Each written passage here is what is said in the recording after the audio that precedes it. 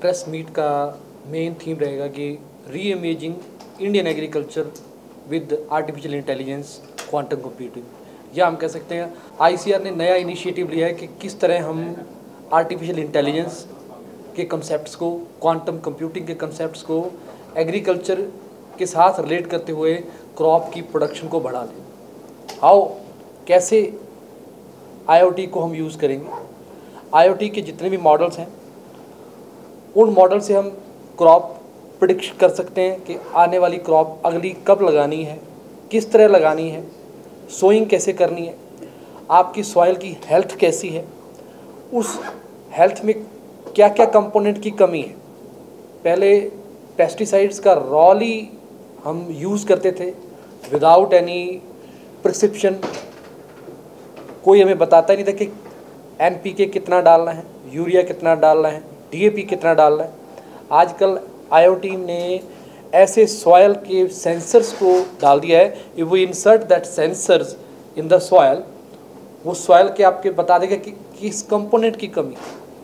इससे पेस्टिसाइड्स का कम यूज़ होगा, जितना पेस्टिसाइड डालना है सिर्फ उसी को ही डाला जाएगा। जैसे फास्फोरस की कमी बता रहा है तो फास्फोरस को यूज़ करो, अगर डीएपी का यूज़ करना है तो डीएपी का बताएगा। इस टाइप के कंपोनेंट्स से ऑर्गेनिक फार्मिंग को हेल्प मिलेगी, पेस्टिसाइड्स का कम यूज़ होगा। सेकंड, आईओटी की हेल्प से हम मॉडलिंग कर सकते हैं डाटा की कि किस आने वाली जो क्रॉप्स हैं वो क्रॉप्स आगे कौन सी यूज़ होंगी। वीट का ज़्यादा यूज़ हो रहा है या वीट का प्रोडक्शन कम करके और न्यूट्रिएंट्स वाले कौन से जीनोम्स या जेनेटिक्स क्या डाले जाएं।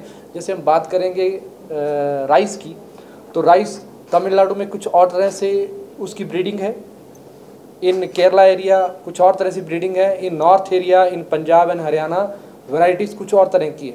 उन वैरायटीज़ को किस तरह मॉडिफाई किया जाए कि अच्छी क्वालिटी का राइस जो है वो तमिलनाडु, आंध्र प्रदेश, केरला में भी पैदा हो, हमें इंपोर्ट करने की ज़रूरत ना पड़े।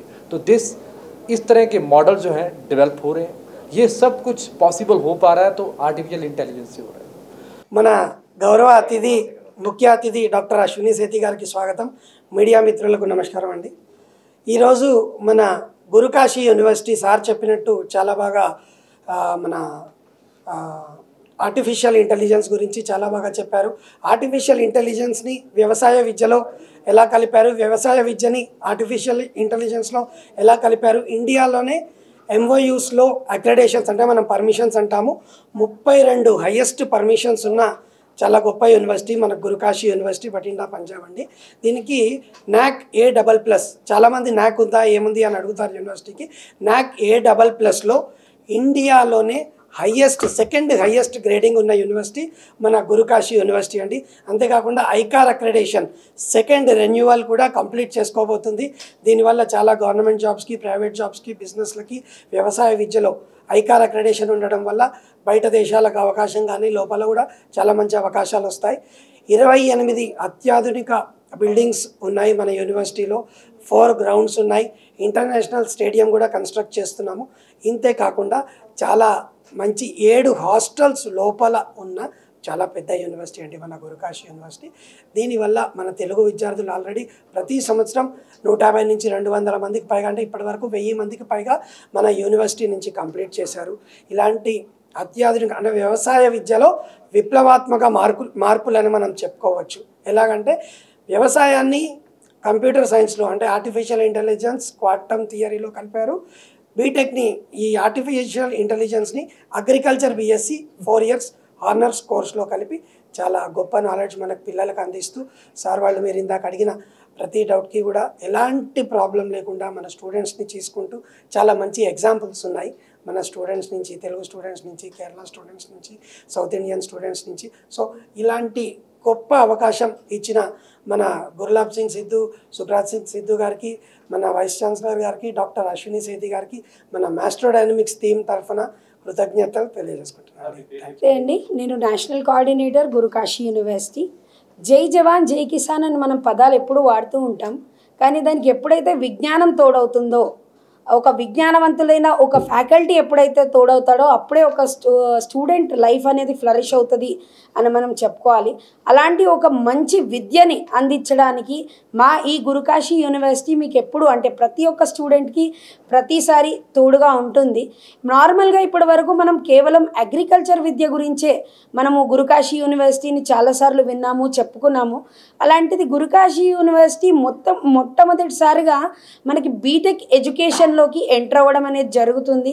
కాబట్టి ఇలాంటి మంచి అవకాశం ఎప్పుడైతే ఒక మంచి university with NAC A++ accreditation ఎటువంటి డొనేషన్ లేకుండా, అంటే ఈ పదాన్ని స్ట్రెస్ చేసి ఎందుకు చెప్పుకోవాలంటే మన దగ్గర ఏమవుతుందంటే డొనేషన్లు అనేవి మామూలుగా మనం చూస్తున్నాం. ప్రతి ఒక్క కాలేజ్లో చాలా అమౌంట్స్ తీసుకోవడము, స్టూడెంట్కి బీటెక్ ఇవ్వడము, అయిపోయిన తర్వాత 4 సంవత్సరాలకి ఎటువంటి ప్లేస్మెంట్ స్టూడెంట్స్ ఇవ్వకుండా మన అమీర్పేట్ మార్కెట్ అంటాం, దిల్సుఖ్ నగర్ మార్కెట్లో మళ్ళీ కొత్త కోర్సులు కొత్త వీటి గురించి స్టూడెంట్స్ తిరుగుతుండడం మనం చూస్తున్నాం. అలాంటి ప్రాబ్లం లేకుండా మన ప్రతి ఒక్క స్టూడెంట్కి మంచి ప్లేస్మెంట్ అనేది కూడా అందిస్తూ మన స్టూడెంట్స్ ఇప్పుడు చాలామంది అడిగినట్టు క్వశ్చన్ మనం చెప్పుకోవాలంటే ప్లేస్మెంట్ మన స్టూడెంట్ ప్రతి ఒక్కరు అయిన వాళ్ళు కొన్ని వేలల్లో అనొచ్చు, లక్షలలో ప్లేస్మెంట్ ప్యాకేజ్లు తీసుకుని మన దగ్గర కంప్లీట్ అయ్యి ఉన్న స్టూడెంట్స్ కూడా చాలామంది మన తెలుగు పిల్లలు ఉన్నారండి. Krishna Reddy Maestro Dynamics education and consulting development ఆర్గనైజేషన్ని స్టార్టింగ్ ఫౌండర్. మాస్ట్రో డైనమిక్స్ తరఫున ఇప్పటి వరకు లాస్ట్ 11 years నుంచి అన్ని రకాల యూనివర్సిటీస్ అన్ని రకాల కాలేజెస్లో అడ్మిషన్స్ చేస్తూ వస్తున్నాం.